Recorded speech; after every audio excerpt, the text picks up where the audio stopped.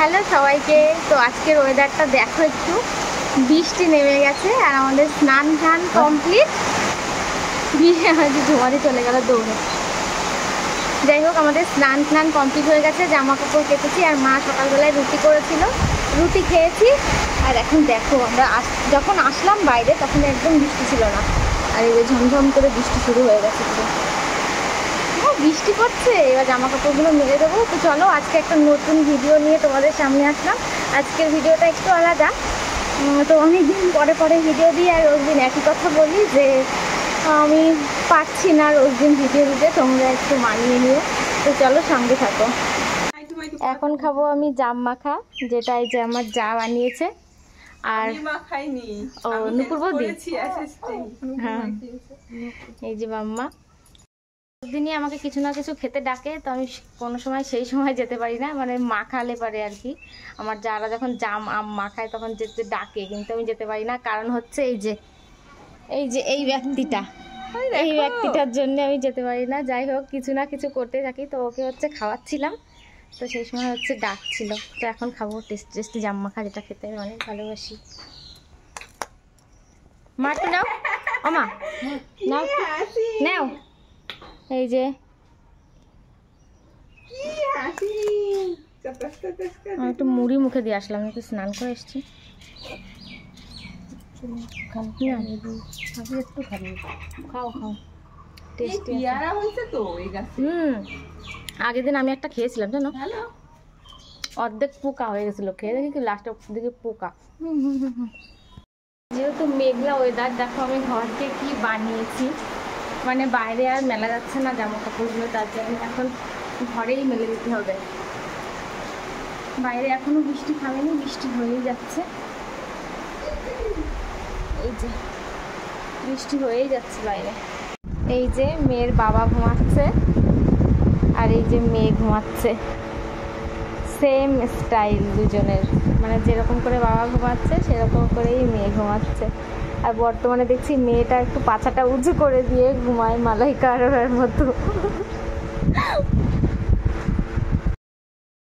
সোনামা যখন ঘুমায় তখন হচ্ছে আমি টুকটাক কাজ করি, আর সোনামা যখন ঘুমায় না তখন হচ্ছে কোনো কাজই করি না আমি।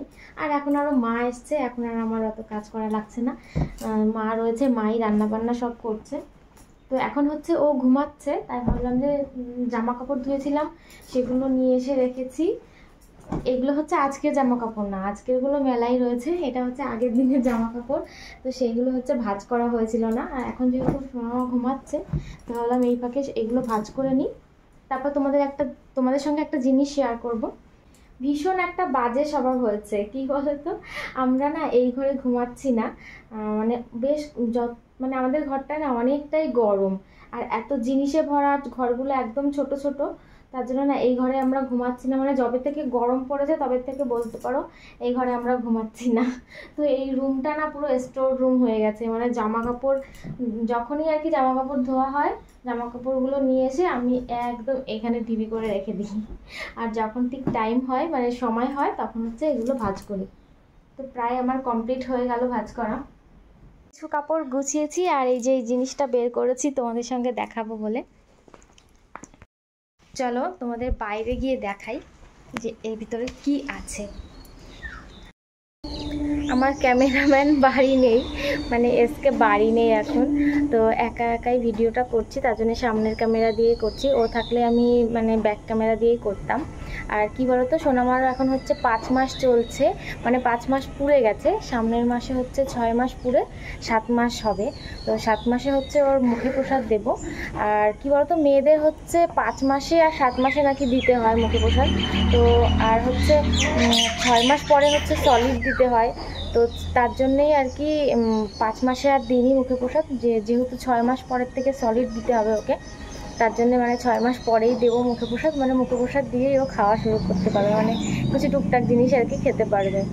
তো যেটা দেখানোর জন্যে আমি আসলাম, কি বলতো, মা বাবা এসছে, মানে সোনামার ঠাম্মি ঠাকুরদাদা এসছে, তো ওর জন্য একটা গিফট নিয়ে এসছে। চলো তোমাদেরকে দেখাই এর মধ্যে কী আছে।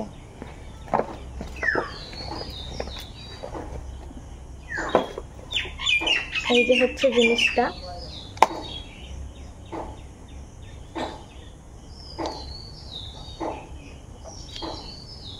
ব্যাক ক্যামেরা হলে সব থেকে ভালো বোঝা যেত।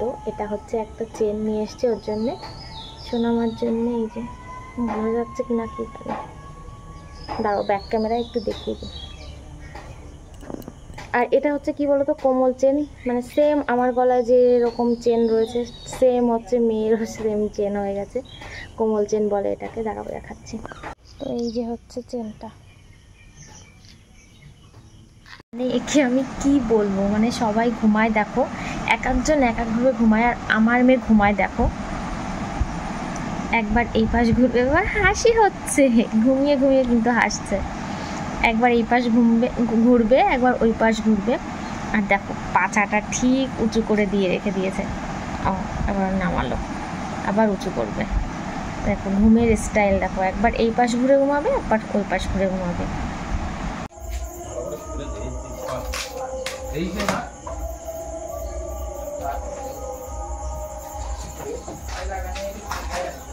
সেট করতে পারবা? এই যে আমরা বাইরে, আমাদের ঘরে না মানে দোতলা তো বেশি গরম লাগে না, ঠান্ডাই আছে, তো তবুও আজকে দুটো কুলার নিয়ে এসছে। জিম্মা, এই যে বাবা আজকে চলে যাবে, বাবা হচ্ছে মাকে রাখতে এসেছিল আর এখন চলে যাবে। তার যাওয়ার আগে হচ্ছে সোনামার জন্য গিফট নিয়ে এসছে।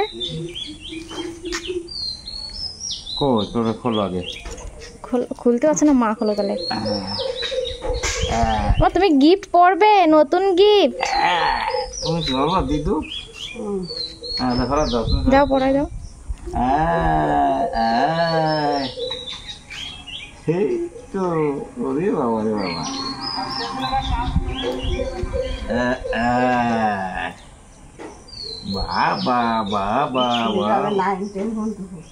পড়েছো তুমি? পড়েছো গিফট? পড়েছো?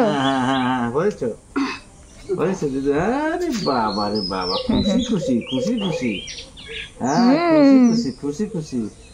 এবার কেমন ঘোলা ঘোলা হচ্ছে। একটা হাসি দাও। খুশি খুশি। ওইদিকে ঠাকুর দাদা চলে যাবে তো। হ্যাঁ হ্যাঁ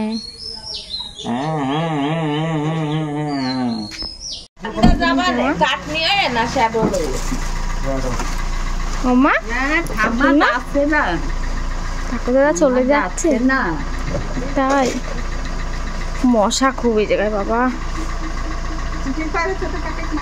যাও যাও যাও,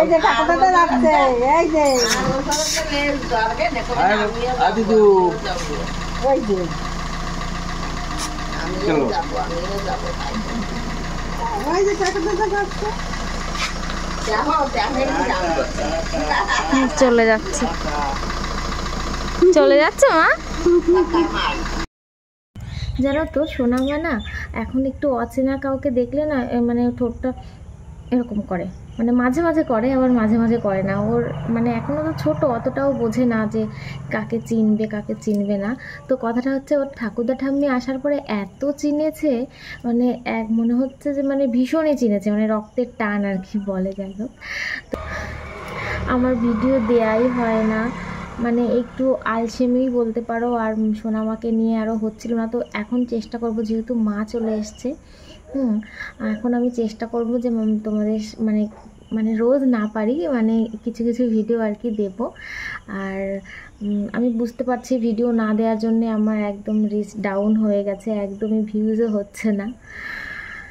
তো চেষ্টা করব যে এখন থেকে ভিডিও দেওয়ার, যেহেতু মা এসছে এখন একটু হয়তো পারবো।